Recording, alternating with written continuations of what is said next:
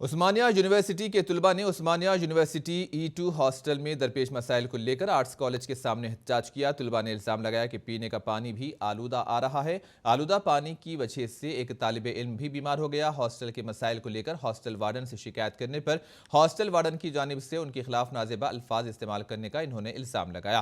نازیبہ الفاظ کے استعمال پر طلباء سے معافی مانگنے کا ہاسٹل وارڈن سے انہوں نے مطالبہ کیا۔ احتجاجی طلباء نے مسائل کے حل کے لیے یونیورسٹی کے عہدیداروں کی جانب سے واضح تیقن دینے تک احتجاج کو جاری رکھنے کا اعلان کیا، جبکہ PDSU کے طلباء نے یونیورسٹی 82واں کانوکیشن تقریب میں شرکت کے لیے آنے والے چیف جسٹس NV رمنا اور گورنر تملسائی سندراراجن سے کہا کہ وہ عثمانیہ یونیورسٹی ہاسٹل لائبریری کا معائنہ کریں تاکہ لائبریری کے مسائل حل ہو سکے۔ یونیورسٹی میں درپیش مسائل کو لے کر طلباء نے لائبریری سے آرٹس کالج تک ایک احتجاجی ریلی بھی نکالی۔ عثمانیہ یونیورسٹی میں کانوکیشن تقریب بھی منعقد ہوئی۔ اس ضمن میں یونیورسٹی کے احاطے میں پولیس کا وسیع بندوبست بھی دیکھا گیا۔